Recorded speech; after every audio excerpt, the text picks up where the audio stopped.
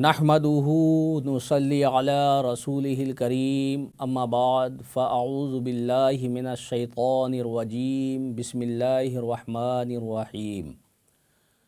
محترم ناظرین، اس سے قبل کئی ایپیسوڈ کے ذریعے آپ نے اولیاء کرام کے تصرفات، ان کے کمالات کے سلسلے میں مختلف اقوال، مختلف ارشادات کے حوالے سے واقعات سماعت کر لیا۔ آج اسی اظہار چینل کے ذریعے پھر میں اولیاء کرام کے تصرفات اور ان کے کمالات کے سلسلے میں آپ کے سامنے اسی عنوان کے تحت قیمتی معلومات لے کر حاضر ہوں۔ اولیاء کرام کے تصرفات کے سلسلے میں بہت سارے مصنفین، بہت سارے محققین نے اپنے طور پر قرآن و حدیث کی روشنی میں فضائل اور مناقب پیش کیے ہیں، لیکن میں ان تمام تفصیلات سے قطع نظر کرتے ہوئے، چونکہ میرا مقصد ہے لطائف اشرفیہ کی روشنی میں حضرت سید اشرف جہانگیر سمنانی رحمۃ اللہ تعالیٰ علیہ کے پیغامات کو آپ تک پہنچانا۔ اس اعتبار سے خاص کر لطائف اشرفی کے حوالے سے میں آپ تک معلومات پہنچانے کی کوشش کروں گا۔ چنانچہ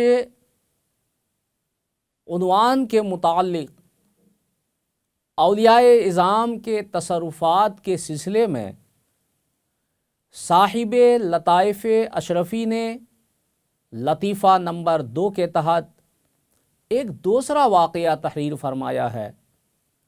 واقعہ یہ ہے کہ حضرت سید اشرف جہانگیر سمنانی رحمۃ اللہ تعالیٰ علیہ اکثر و بیشتر اپنے فرزند معنوی سید عبد الرزاق نور العین رحمۃ اللہ تعالیٰ علیہ پر نظر خاص رکھا کرتے۔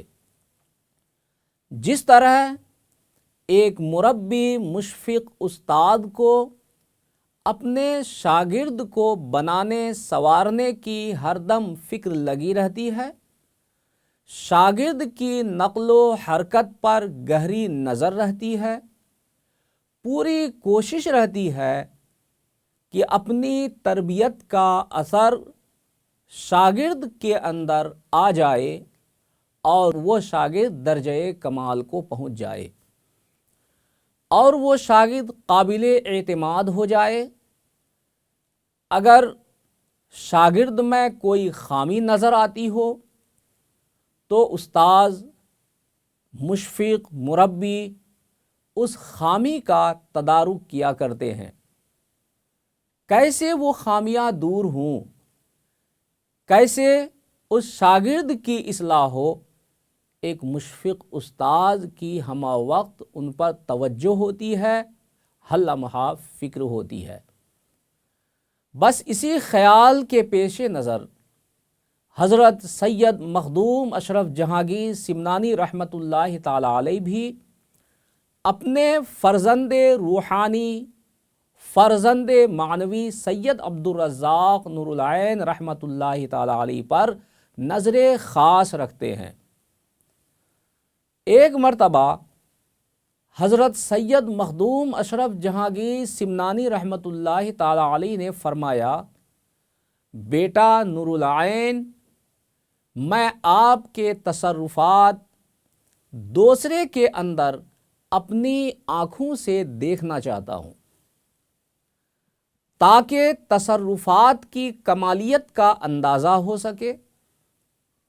چنانچہ حضرت مخدوم اشرف جہانگیر سمنانی رحمۃ اللہ تعالیٰ علیہ نے حکم دیا کہ اے نور نظر، امیر علی بیگ عرصہائے دراز سے میرے خاندان سے، خاص کر میرے دامن سے وابستہ ہے۔ اب ان کے دل میں خواہش پیدا ہو گئی ہے کہ وہ راہ سلوک پر گامزن ہو، لیکن اے فرزند، ان کی باطنی تربیت باقی ہے۔ میں چاہتا ہوں کہ تم میرے سامنے ان کی تربیت معنوی میں مشغول ہو جاؤ، تاکہ میں اس کا اثر اپنے ماتھے کی آنکھوں سے ملاحظہ کروں اور مجھے تمہاری قوت تصرف پر اعتماد کلی حاصل ہو جائے۔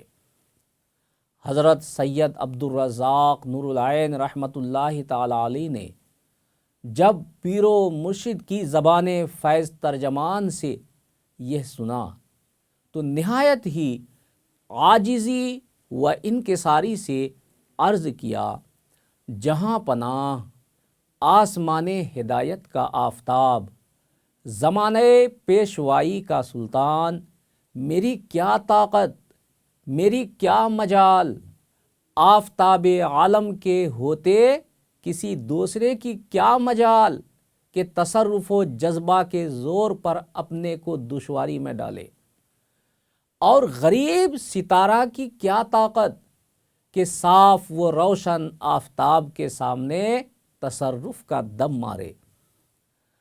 حضرت سید عبدالرزاق نور العین رحمۃ اللہ تعالی علیہ نے غایت درجہ کی خاکساری و عاجزی کا اظہار فرمایا، اور اظہار فرماتے ہیں، لیکن ایک طرف دیکھتے ہیں پیر و مرشد کا حکم ہے، مشفق مربی کا حکم ہے، بات کاٹنے کی ہمت نہیں تھی، اور یہ ادب طریقت کے خلاف بھی تھا کہ بڑے کا حکم ٹھکرایا جائے۔ بالآخر حکم مرشد پا کر امیر علی بیگ کی باطنی تربیت پر حضرت سید عبدالرزاق نور العین رحمۃ اللہ تعالی علیہ کمر بستہ ہو گئے۔ پہلے آپ نے مراقبہ فرمایا اور امیر علی بیگ پر خاص نظر ڈالی۔ اس توجہ خاص اور تصرفات روحانی کے ایک ذرے کا یہ اثر ہوا کہ آثار تصرف امیر علی بیگ کے اعضائے ظاہرہ سے نمایاں طور پر ظاہر ہونے لگے۔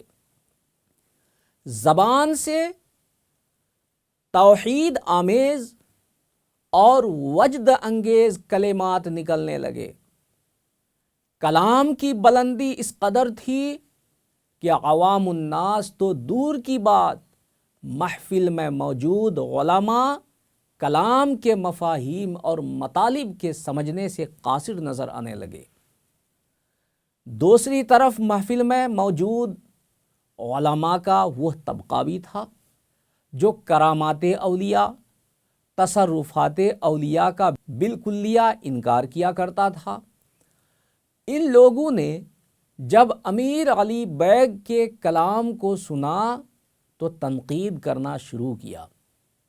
اتفاق سے اسی محفل میں حضرت سید اشرف جہانگیر سمنانی رحمۃ اللہ تعالی علیہ بھی موجود تھے، اور اپنے فرزند معنوی و روحانی سید عبدالرزاق نور العین کے تصرفات کو ماتھے کی آنکھوں سے ملاحظہ فرما رہے تھے۔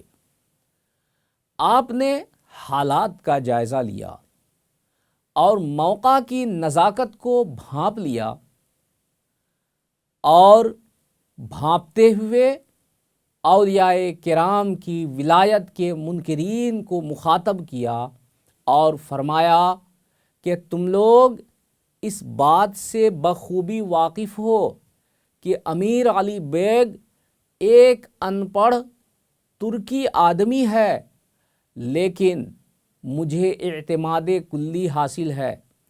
اس وقت تم لوگوں میں سے کوئی بھی کسی طرح کا سوال امیر علی بیگ سے کر سکتا ہے۔ اگر کسی کو کوئی شک و شبہ ہو، اس سے دریافت کرے، امیر علی امید ہے سارے اعتراضات کا تشفی بخش جواب دیں گے۔ اور سن لیجئے، بالفرض اگر امیر علی بیگ آپ کے سوالات کو حل نہ کر سکے تو میں ذمہ دار ہوں، سب کے سوالوں کا تشفی بخش جواب دوں گا۔ حضرت سید اشرف جہانگیر سمنانی رحمۃ اللہ تعالی علیہ کے اعلان کو سن کر علماء سو نے، ولایت کے منکرین نے موقع کا غلط فائدہ اٹھانا چاہا اور عجیب و غریب سوالات قائم کرنا شروع کر دیا۔ کسی نے علم ہیئت سے متعلق سوال کیا، کسی نے علم فلک اور علم نجوم کے سوالات کیے۔ حضرت امیر علی بیگ رحمۃ اللہ تعالی علیہ نے یکے بعد دیگرے سارے سوالوں کا اطمینان و سکون کے ساتھ جواب عنایت فرمایا، اور ایک نہیں بلکہ ہر ایک سوال پر صرف ایک ہی جواب نہیں دیا، بلکہ ہر سوال کے 10 جوابات عطا فرمائے اور ہر طرح سے سامنے والے کو مطمئن کر دیا۔ محترم ناظرین،